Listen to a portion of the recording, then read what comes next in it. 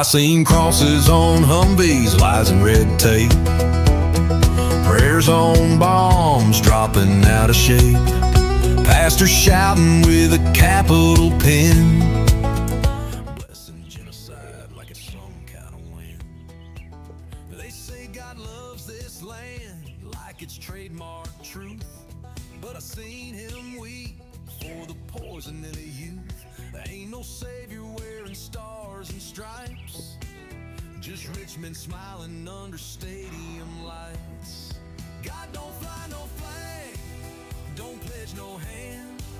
He ain't beholden to no stolen land. He ain't in your ward, he ain't in your bank. Ain't blessing no rigs or armored tanks. He rides with the broke, the bruised, and the band, and he sure as hell ain't on C-SPAN.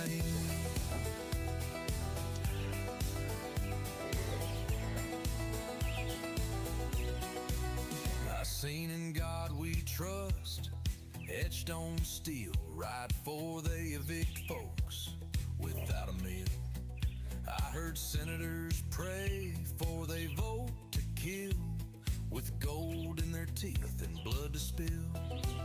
They got churches shaped like corporate thrones. Well, for the first time in a while, we have an absolutely beautiful morning here at the creek. It's about 62, 63 degrees, and I hope you can hear the birds chirping. All the trees, leaves on all the trees, not a cloud in the sky. It has been a good long time since the clouds have cleared and allowed the sun to shine. And I am optimistic and enthusiastic about the coming weeks. I think we're going to have some nice weather. We're finally going to have some spring. Not that rain isn't a frequent flyer in the springtime, but sometimes enough is enough.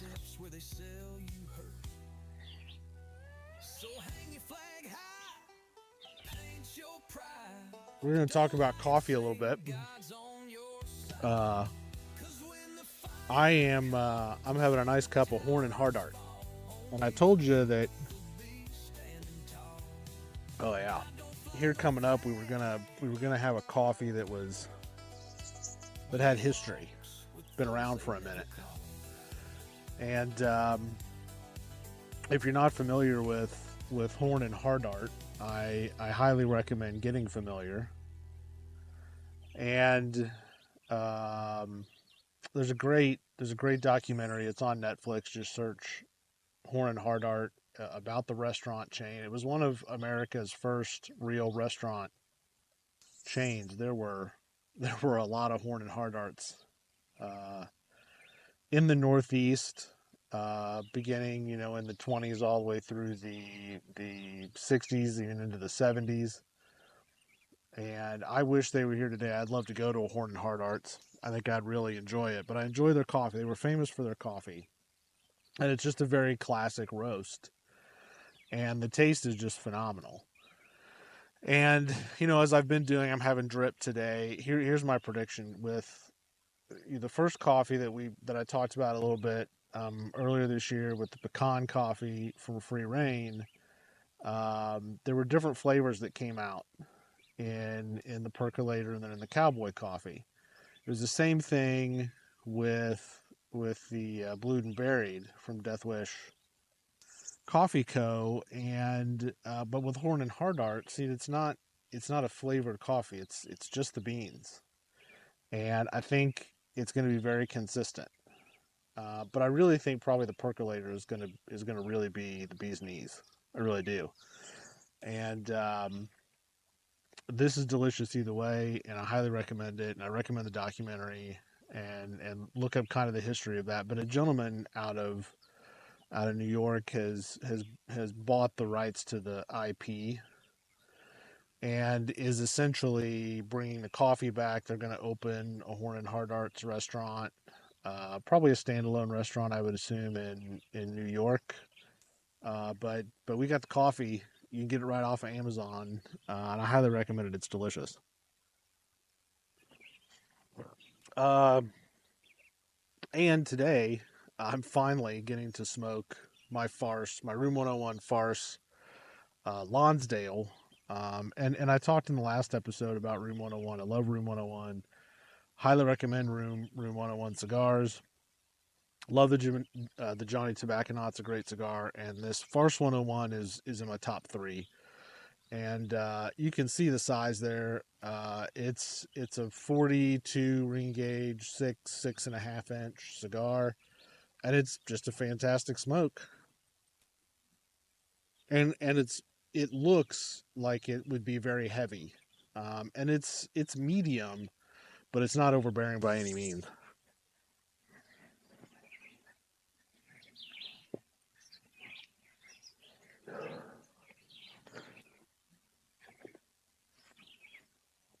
And I get the oakiness in the Farce 101, or the Room 101 Farce.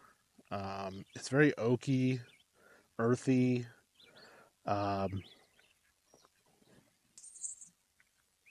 mm. And I like a cigar that produces a lot of smoke. I don't like thin cigars. I want to taste it. I want to taste what's in it, and I really that's one of the things I really like. All the Room 101 cigars that I've had are kind of in that same line there. They produce a lot of smoke, and I think that's fantastic.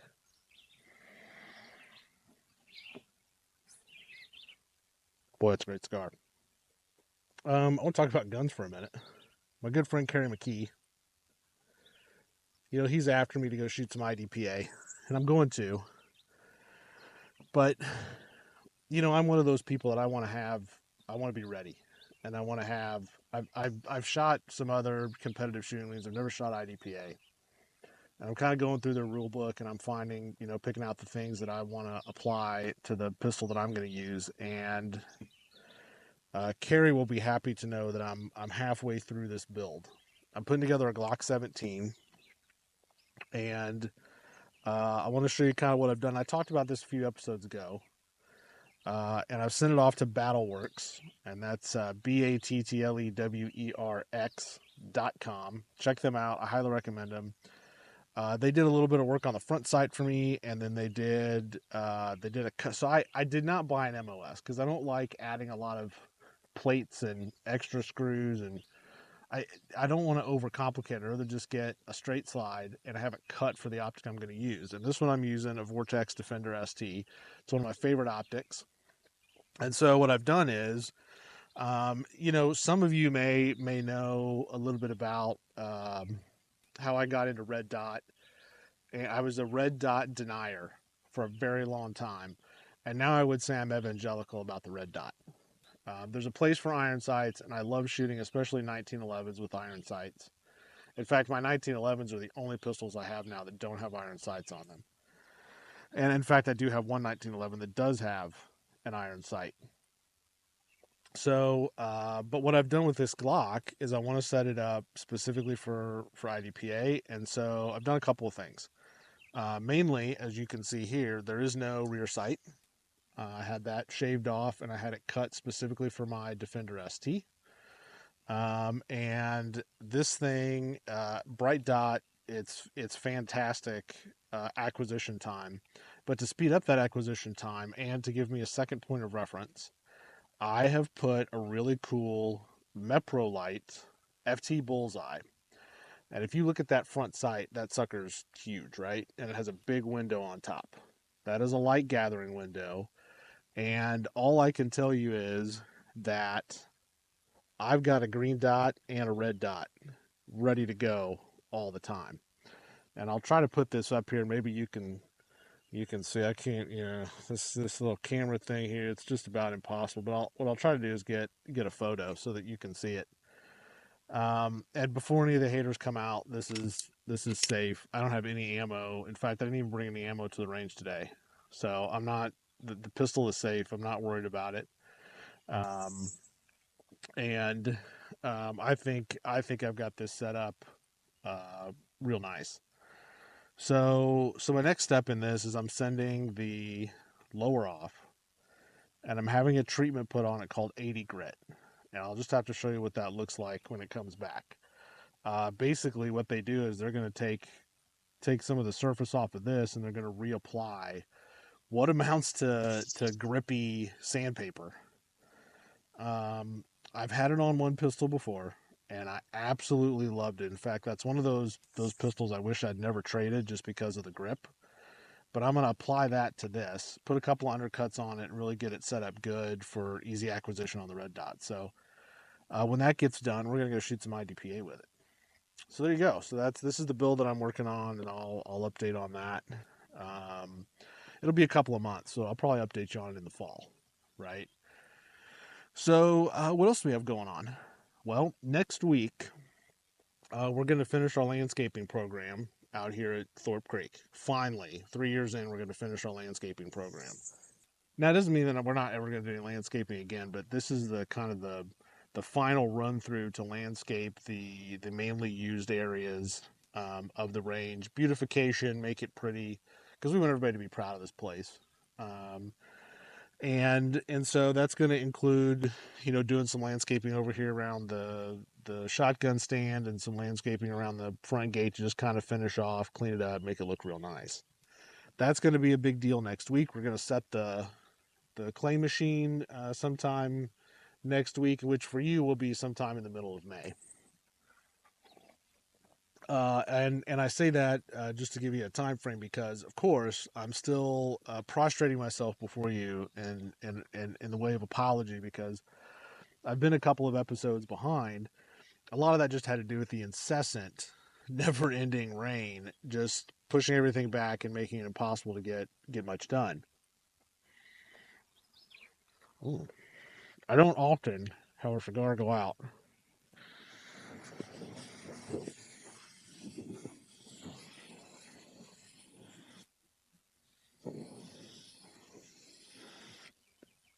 But every once in a while, it tells me I've been talking too much, right? A good way to know you've been talking too much. So I'm catching up. This episode will catch us up. We'll have a couple more episodes, one towards the end of May, and then we'll cap it off in June. And then over the summer, we'll take a little break, but we'll have a couple of specials for you. And then we'll pick it back up in the fall. And so, and we're finishing out our year of our CCW classes, which we do in the spring. We do a combo CCW and NRA basic pistol class, and that's on June 21st. You can sign up on the website thorpecreek.com. Just hit the events tab, and you'll see it's on June 21st. And that's going to be a great class. I already talked about the class we had at the beginning of May, which was phenomenal. I think we're going to have another phenomenal class, frankly, at the end of June.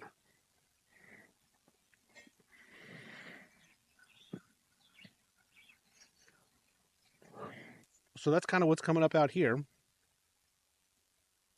I do want to mention, like, first time ever, I gotta thank you again to all of you who watched the show, and thank you to the one guy who has ever commented. And his comment was asking me about in the last episode. I was just wearing a baseball cap, really a trucker hat, baseball cap, whatever you want to call it. I wasn't wearing a cowboy hat, and he made a comment about it. Very politely, he was like, "Hey, where's the cowboy hat?" And I was wearing that hat for no other reason simply than um, it was kind of chilly that day, and I didn't have my beaver felt cowboy hat. I had my warm weather hat, and I don't know. I grabbed it and I put it on. I just wore it all day while I was out here. I was running around doing a whole lot of other stuff, and it didn't really dawn on me that I wasn't wearing a cowboy hat. But I was also wearing it because my GTBR hat, and I was doing some training that day. And I don't know, I like to wear my GTBR hat because GTBR is how I got started in training. That's get trained to be ready. Great group of guys, great group of trainers. If you want to be involved in instruction or go through the process of getting your instructor certificates, there's a group of us, I think, between all the classes that we took and some other classes that we didn't take from GTBR but took elsewhere. We put 100, 120 hours or so, but probably about 90 of that was with GTBR. And they're absolutely fantastic guys. Look them up, get trained, be ready. They do some fantastic classes, some defensive pistol classes, things of that nature. And they're awesome, and I highly recommend them. If you're going to get some training, look them up. We're going to do some great training here in the fall. We'll have more information about that kind of at a later date. Uh,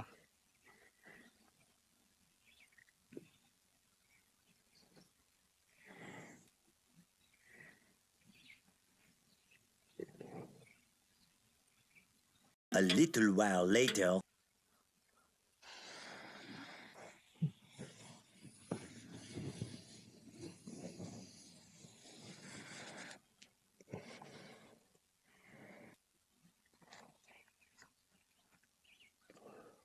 so today we're gonna continue with a conversation around Aesop's fables, and I'm gonna read one of my favorites.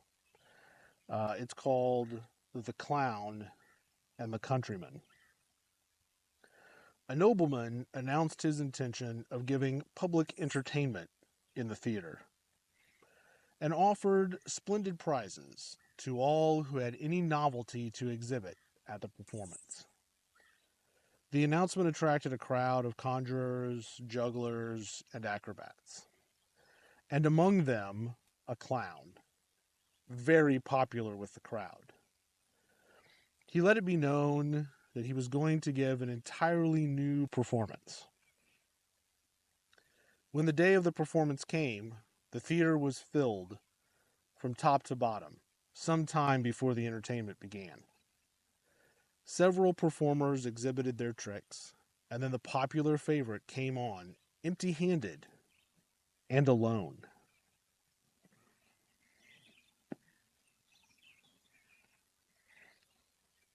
At once, there was a hush of expectation, and he, letting his head fall upon his breast, imitated the squeak of a pig to such perfection that the audience insisted on his producing the animal which they said he must have somewhere concealed about his person. He, however, convinced them that there was no pig there, and then the applause was deafening. Among the spectators was a countryman, a simple farmer, who disparaged the clown's performance and announced that he would give a much superior exhibition of the same trick on the following day. Again, the theater was filled to overflowing, and again the clown gave his imitation amidst the cheers of the crowd. The countryman, meanwhile, before going on the stage, had secreted a young porker under his smock. And when the spectators derisively bade him do better if he could, he gave it a pinch on the ear and made it squeal loudly. But they all with one voice shouted out that the clown's imitation was much more true to life. Thereupon he produced the pig from under his smock and said sarcastically, "There, that shows what sort of judges you are."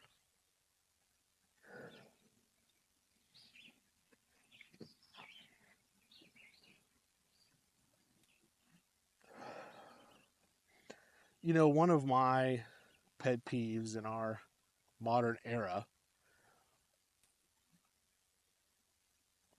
is that we more readily believe unverified, inflammatory, and mere entertainment as true reality.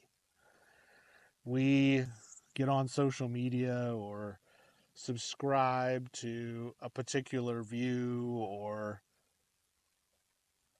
only get our news from a single, somewhat unreliable and biased source. And that troubles me. Not that we don't all have the right to believe in or support or participate in whatever it is we find interests us, entertains us, whatever we enjoy the most, whatever evidence we have found that supports our particular view, that's fine.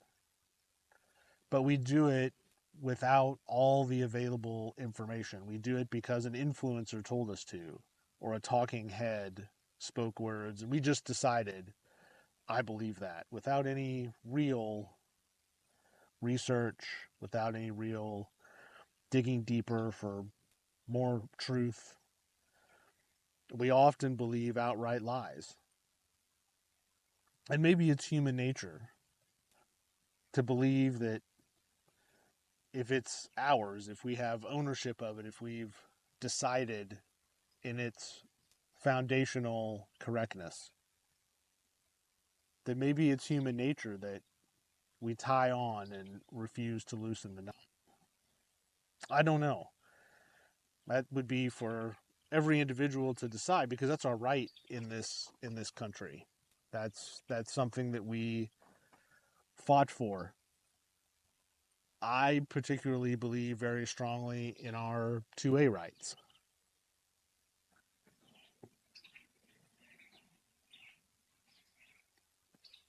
And some people don't, and that's okay. I have the evidence before me, and it's a decision that I've made wholeheartedly. Uh, I've definitely dug in, and that's a knot I refuse to loosen. But I would encourage everyone, as I encourage myself every day, to seek out that truth, seek out the evidence, seek out and dig deeper before I commit, possibly erroneously and to my own detriment. But this ties in with the last episode where I talked about consequences and words. And words have meaning, and consequences